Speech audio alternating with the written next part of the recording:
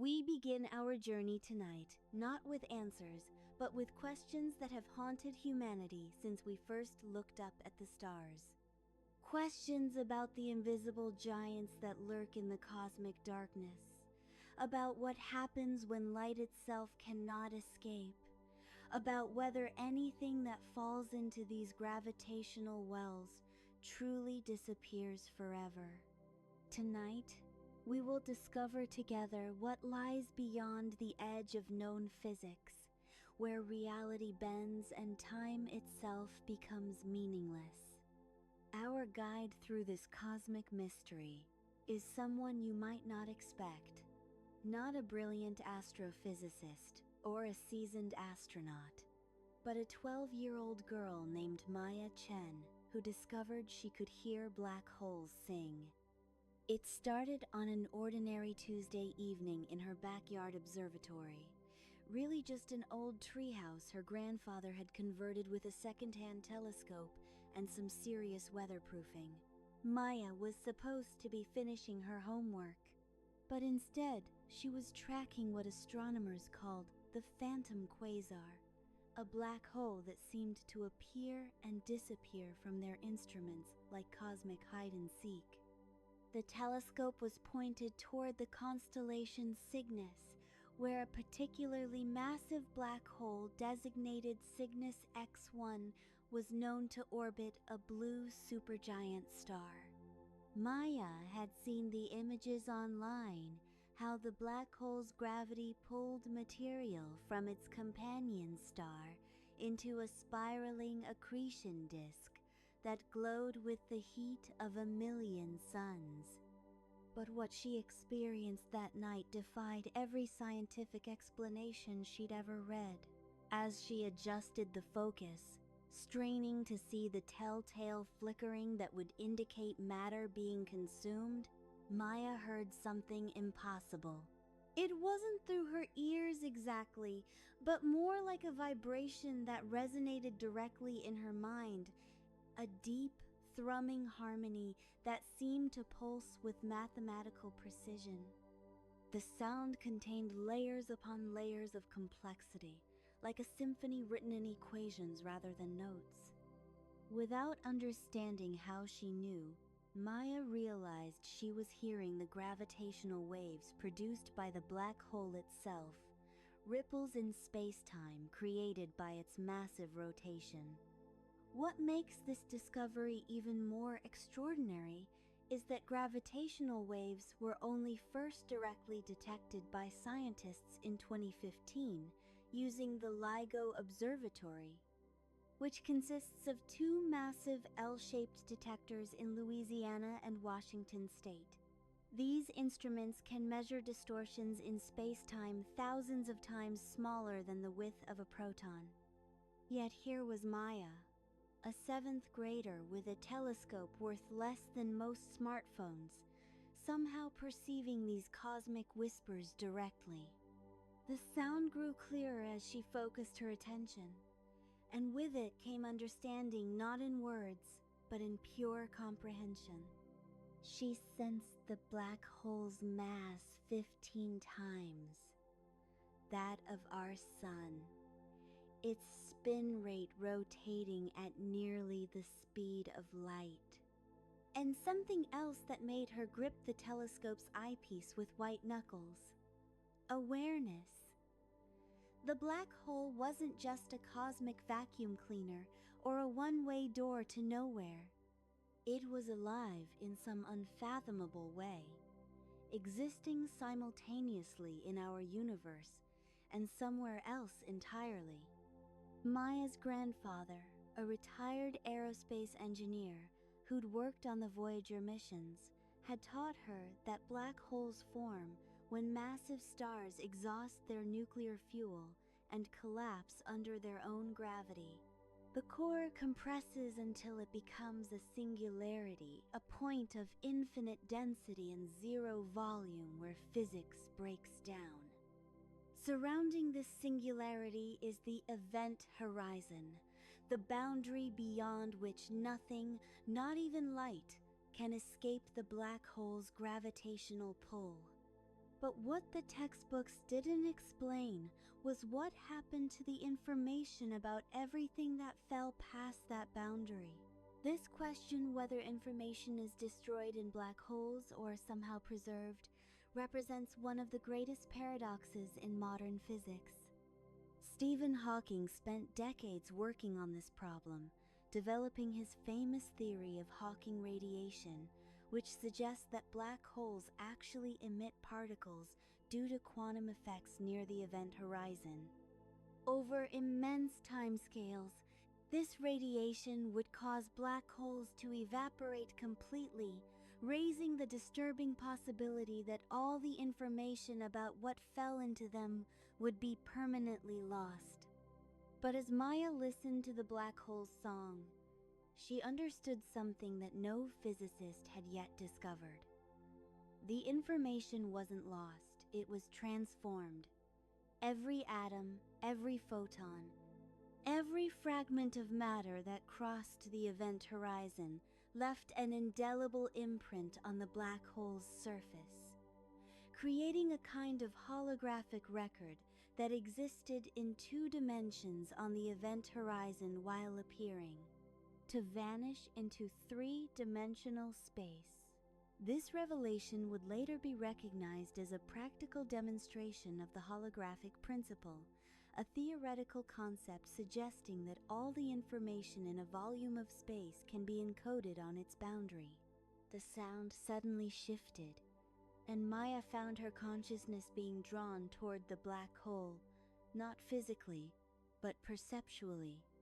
She was experiencing what physicists call frame dragging, where the intense gravity of a rotating massive object literally pulls space-time around with it. As her awareness spiraled closer to the event horizon, she witnessed phenomena that no human had ever seen directly. She observed the accretion disk in impossible detail, watching as streams of superheated gas spiraled inward at relativistic speeds. The material didn't simply fall straight, in it danced. Complex magnetic fields, created by the rotating plasma, generated spectacular jets that shot out from the black hole's poles, extending for thousands of light years. These relativistic jets, composed of particles accelerated to near-light speeds, represent one of the most energetic phenomena in the universe. A single black hole's jets can outshine an entire galaxy of stars, releasing more energy in 1 second than our sun will produce in its entire 10 billion year lifetime. But it was what lay beyond the event horizon that defied all comprehension. Maya's consciousness seemed to pass through what scientists call the photon sphere, a region where gravity is so intense that light can actually orbit the black hole in stable circles.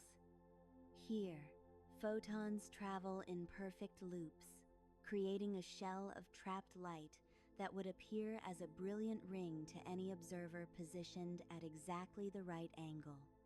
Some of these photons have been orbiting for billions of years, ancient light from the early universe caught in an endless cosmic carousel. As her awareness approached the event horizon itself, Maya experienced time dilation in its most extreme form. From her perspective in the backyard, only seconds had passed, but she sensed that near the black hole, entire civilizations could rise and fall in what seemed like the blink of an eye. This wasn't just theoretical physics, it was lived reality. She felt the stretching of space-time, the way gravity warped not just space but time itself, creating a region where the future and past became negotiable concepts rather than fixed directions. The event horizon itself appeared not as a sharp boundary, but as a shimmering membrane, alive with quantum activity. Virtual particles, pairs of matter and antimatter that spontaneously appear and annihilate according to quantum mechanics, were being torn apart by the intense gravity. One particle would fall inward while its partner escaped, creating the Hawking radiation that would eventually cause the black hole to evaporate. But Maya perceived this process differently than the textbooks described. Each escaping particle carried with it not just energy but information, a quantum signature of everything that had ever interacted with the black hole. It was as if the black hole was slowly telling its life story through these escaping particles, releasing fragments of its history in a language written in radiation. The process would take unimaginable timescales. Supermassive black holes like the one at the center of our galaxy would require longer than the current age of the universe to evaporate completely, but the information was there, encoded in the subtle patterns of escaping particles.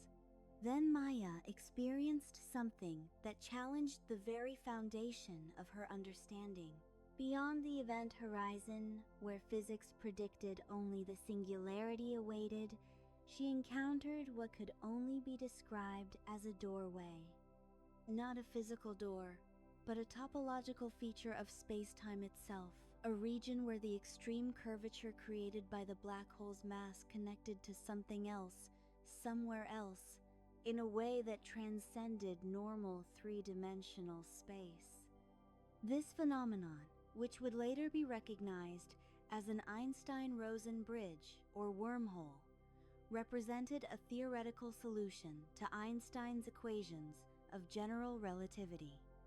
The mathematics suggested that rotating black holes might contain such structures, creating shortcuts through space-time that could, in principle, connect distant regions of the universe, or even different universes entirely.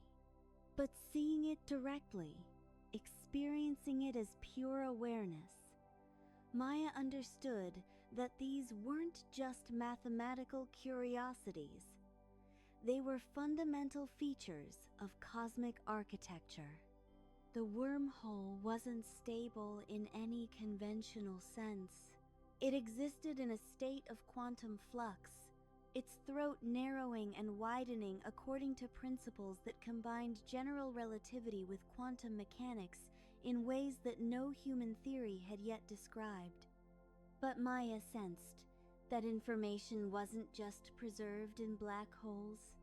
It was processed, transformed, and transmitted through these cosmic gateways to destinations that her three-dimensional mind couldn't fully grasp. As her consciousness touched the edge of this impossible structure, Maya received what could only be described as a message, not in words or images, but in pure conceptual form, a communication from whatever lay beyond the wormhole's threshold. The message conveyed that black holes weren't cosmic dead ends, but cosmic recycling centers, where matter and energy were broken down to their fundamental components and reprocessed according to principles that govern the multiverse itself. Every black hole in our universe, from the stellar mass varieties formed from collapsed stars to the supermassive giants at galactic centers, served as nodes in a vast cosmic network. Information that fell into any black hole was eventually transmitted through this network, emerging in other universes or other times in ways that preserved causality while enabling the transfer of complexity across dimensional boundaries. The process was incomprehensibly complex, involving physics that humanity wouldn't discover for millennia. But the essential truth was simple. Nothing was ever truly lost, only transformed and transported. This revelation solved the black hole information paradox in a way that satisfied both quantum mechanics and general relativity. Information wasn't destroyed, it was redistributed across the multiverse through quantum entanglement networks that black holes naturally created and maintained.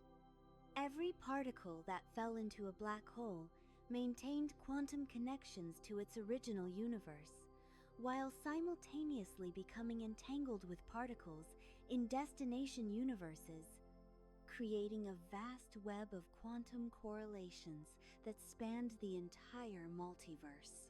Maya's awareness began to withdraw from the black hole, her consciousness returning to her body in the Treehouse Observatory.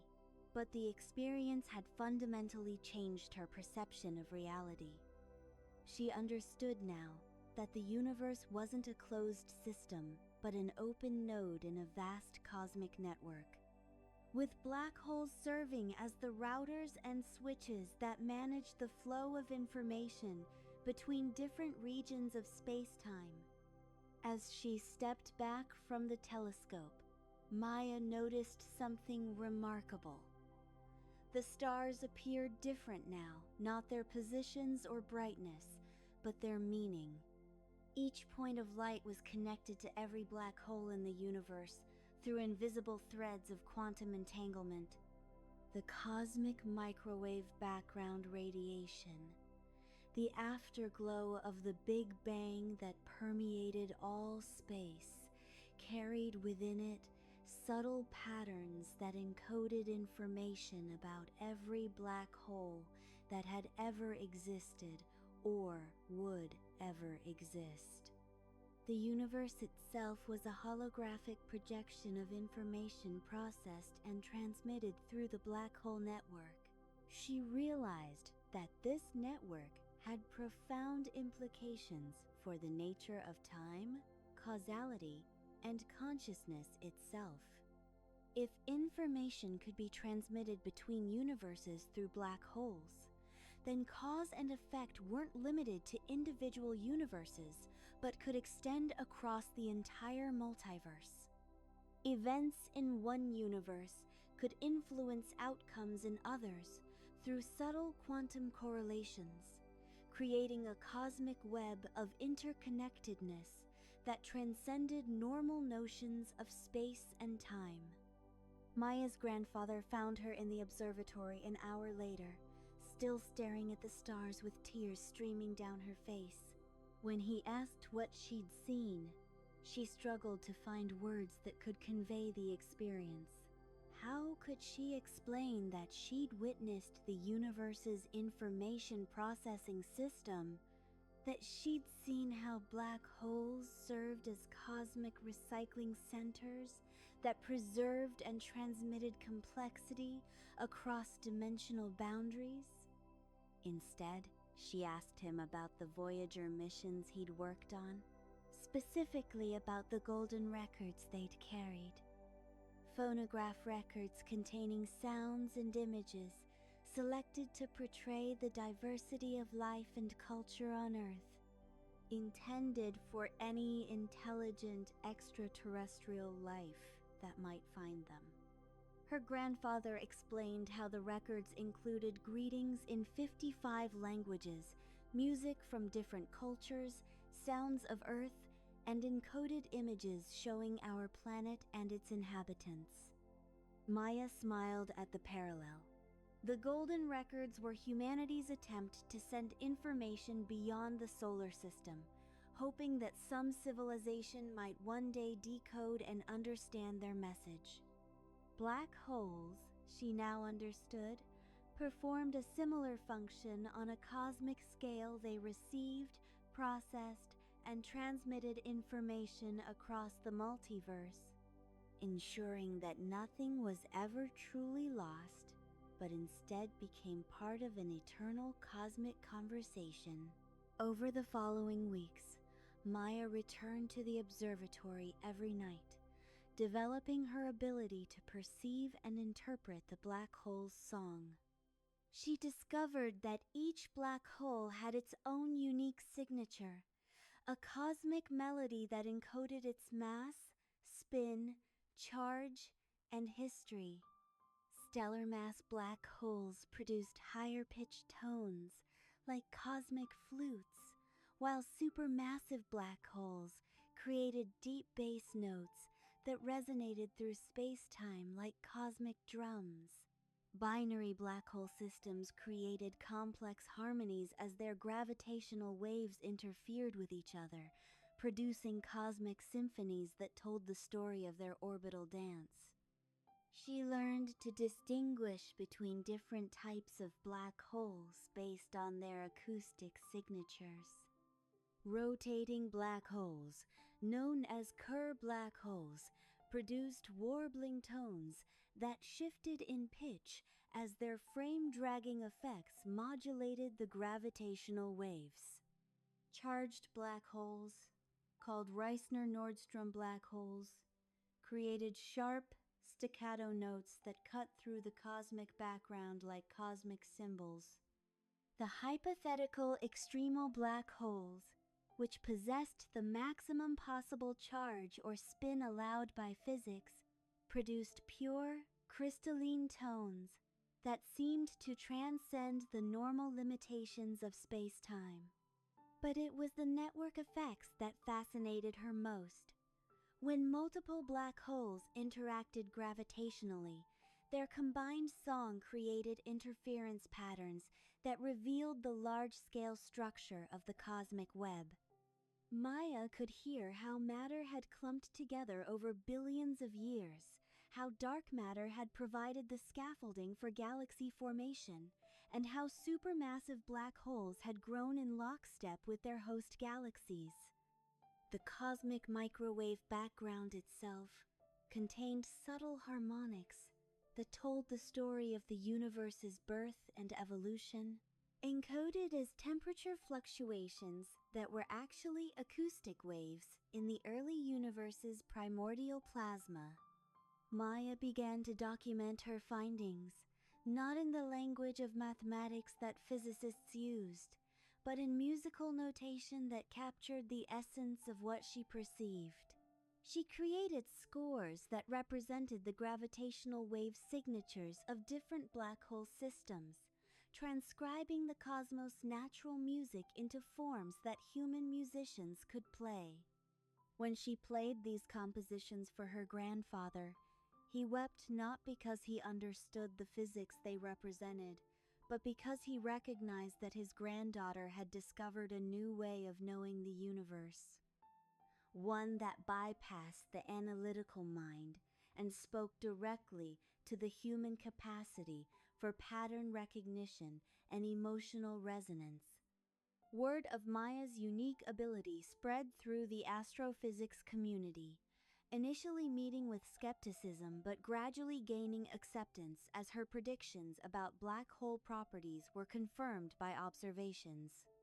She could identify binary black hole systems before they were discovered by conventional telescopes, predict when neutron stars would collapse into black holes based on subtle changes in their gravitational wave signatures, and even detect the presence of intermediate mass black holes that filled the gap between stellar mass and supermassive varieties.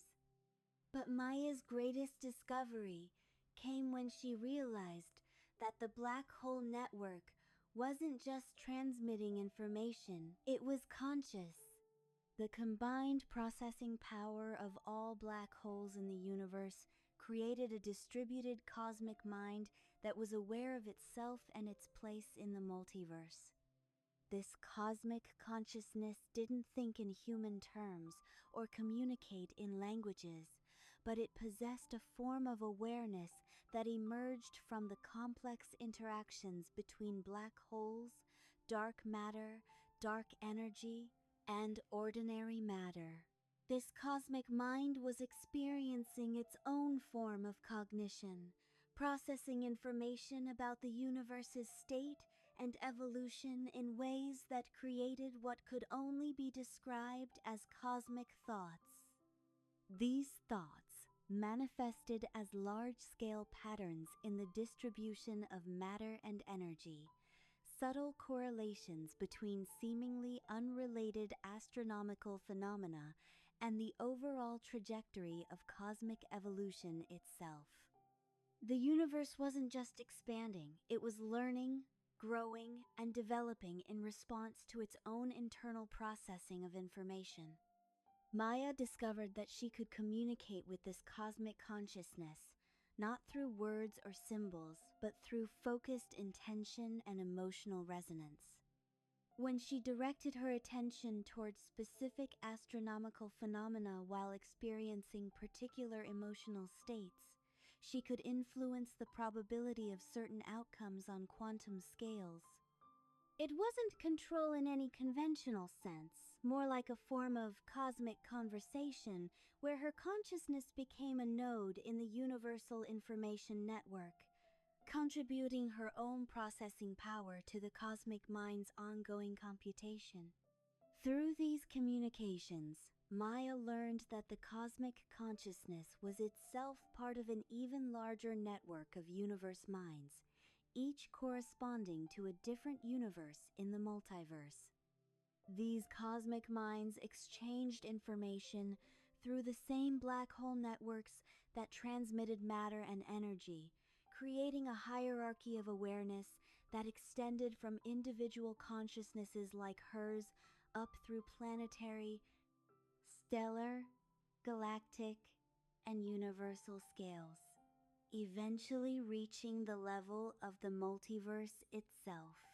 The multiverse mind was experiencing its own form of cognition, processing information about the relationships between different universes, the flow of information between them, and the overall evolution of the cosmic landscape.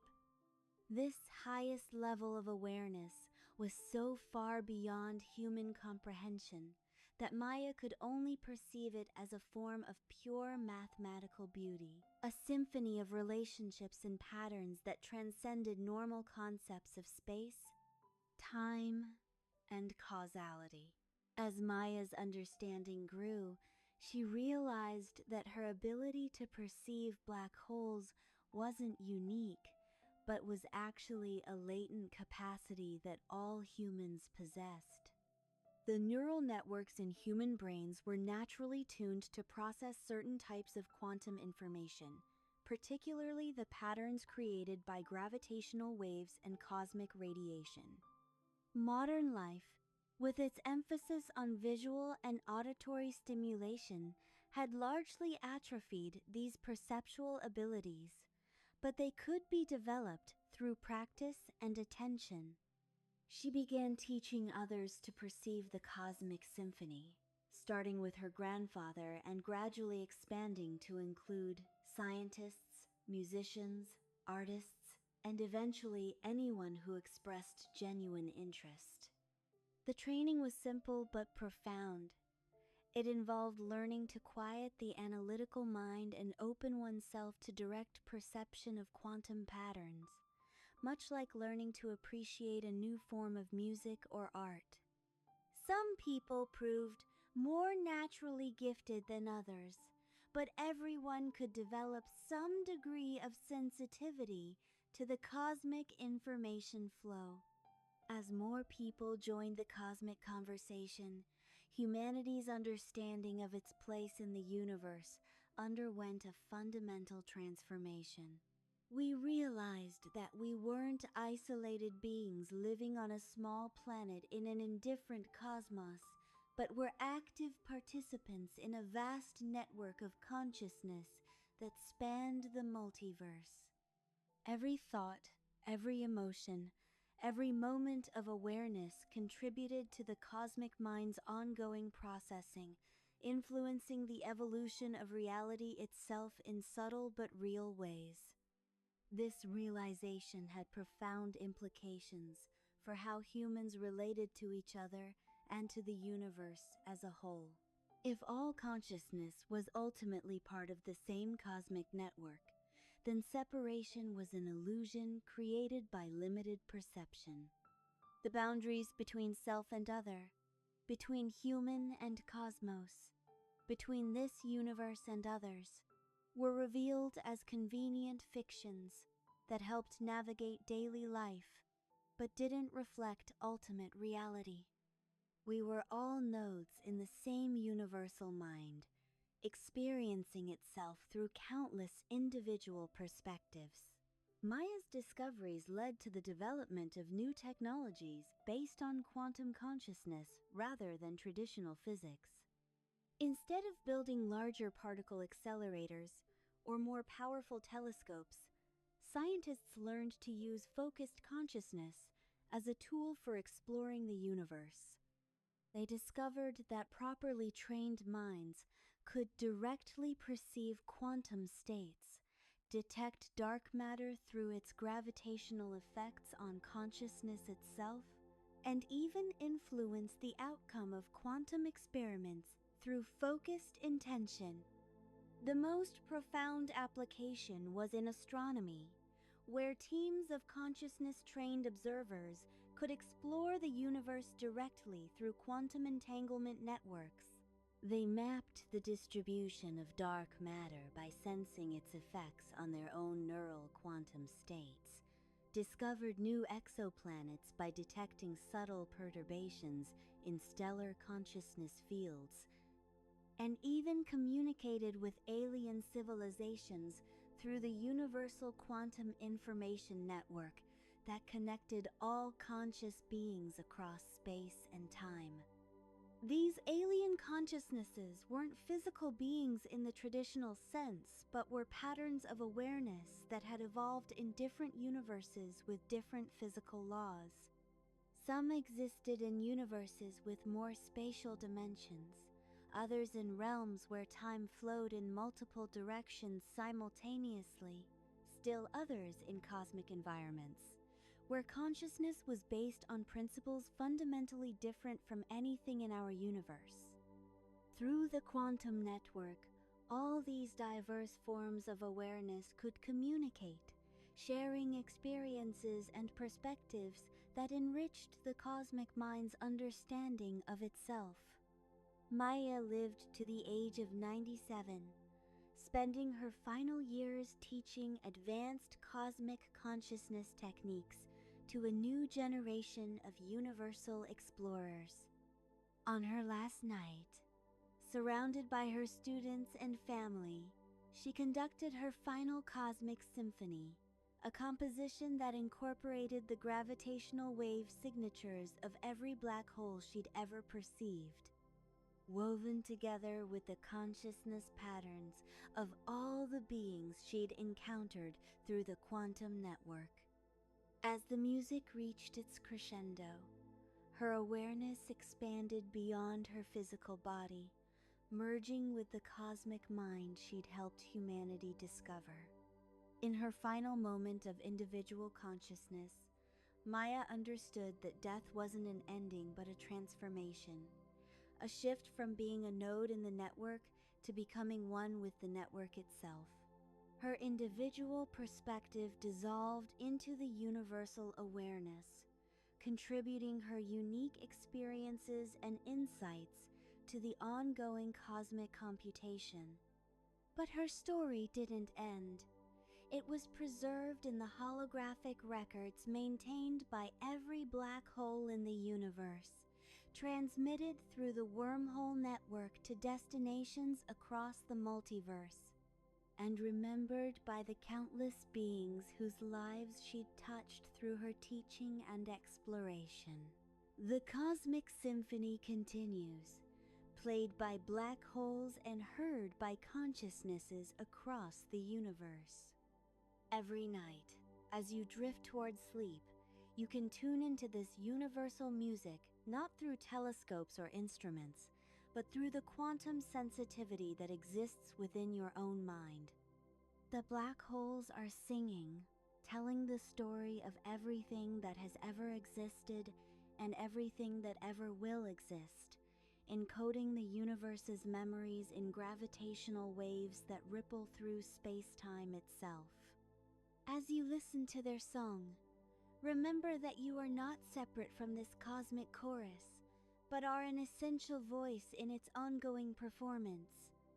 Your thoughts, your dreams, your consciousness itself contributes to the universal symphony that began with the Big Bang and will continue until the last black hole evaporates into the quantum foam. In this moment of awareness, as you hover between waking and sleeping, you can perceive the fundamental unity that connects all things, the quantum threads that weave quarks and galaxies, black holes and human hearts, into a single tapestry of existence. The black holes whisper their eternal lullaby, singing of transformation and transcendence, of information preserved and consciousness expanded, of a universe that learns and grows through every experience. Their song tells us that we are not small or insignificant, but are integral parts of the cosmic mind experiencing itself through infinite individual perspectives. In sleep, we temporarily release our individual boundaries and merge with this larger awareness, contributing our daily experiences to the universal computation and receiving in return the restorative dreams that prepare us for another day of conscious exploration. Tonight, as every night, the cosmic symphony plays on. The black holes sing their gravitational waves across the universe. Dark matter provides the baseline that structures the cosmic web. Dark energy adds the harmonics that drive universal expansion. And consciousness, your consciousness, contributes its unique melody to the eternal performance.